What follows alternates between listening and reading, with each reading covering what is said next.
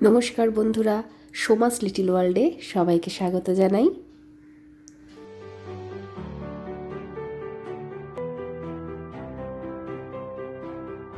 যে কোনো অকেশন বলুন বা বাড়িরই ছোটোখাটো অনুষ্ঠান বলুন, এই রেসিপিটি আজকাল খুব চলছে। মাটন কিংবা ভেজ আইটেম দিয়েও এই বাসন্তী পোলাও খেতে দারুণ লাগে। কিভাবে করতে হবে? খুবই সহজভাবে এবং খুব সহজে অল্প সময়ে খুব কম উপকরণ দিয়ে এটা রান্না করা যায়। প্রথমে গোবিন্দভোগ চাল নিয়ে চালটাকে ধুয়ে জল শুকিয়ে নিয়ে ঝরঝরে করে নিতে হবে।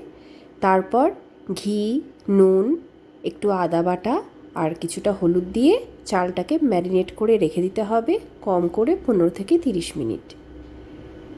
এই রান্নাটা fried rice, veg fried rice, normal পোলাওয়ের থেকে একটু আলাদা, খেতেও যেমন সুস্বাদু হয় এবং খুব বেশি জিনিসও লাগে না। প্রথমে ঘিতে কিছুটা কাজু এবং কিশমিশ ভেজে নেব। তারপর গরম মশলা ফোড়ন দিয়ে চালটা দিয়ে দেব। চালটা একটু নাড়াচাড়া করে নিতে হবে যতক্ষণ পর্যন্ত না চালের কালারটা একটু চেঞ্জ হয়। যতটা পরিমাণ চাল দেওয়া হয়েছে ঠিক তার ডাবল জল দিতে হবে। যদি গরম জল অ্যাড করেন তাহলে জলটা একটু কম দিলে চালটা তাহলে ঝরঝরে থাকবে। এবার নুন দিয়ে দিতে হবে স্বাদ মতো, দিয়ে 15 থেকে 20 মিনিটের জন্য ঢাকা দিয়ে দেবো চালটা সেদ্ধ করার জন্য। চালটা সেদ্ধ হয়েই গেছে। এরপর একটু নাড়াচাড়া করে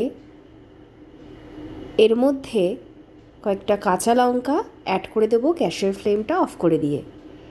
রান্নাটা খুবই অল্প সময়ের মধ্যেই করা যায়। এরপর এর মধ্যে অ্যাড করব চিনি, যতটা পরিমাণ আপনারা মিষ্টি খেতে চান। যদিও বাসন্তী পোলাও একটু মিষ্টি মিষ্টি খেতেই ভালো লাগে। চিনি দেওয়ার পরে অ্যাড করব কিছুটা পরিমাণ ঘি, তাতে গন্ধটা খুবই সুন্দর হয়। এরপর ঢাকা দিয়ে দেব কম করে 15 থেকে 20 মিনিট। নিরামিষ রেসিপি কিংবা আমিষের সাথেও এই রান্নাটি খুব ভালো যায়। এবার সমস্ত উপকরণগুলো ভালো করে মিশিয়ে নিতে হবে। ব্যাস তৈরি বাসন্তী পোলাও। রেসিপিটি ভালো লাগলে অবশ্যই কমেন্টে জানাবেন এবং আমার চ্যানেলটিকে লাইক, শেয়ার অ্যান্ড সাবস্ক্রাইব করতে ভুলবেন না। দেখা হবে পরের আরেকটি ভিডিওতে।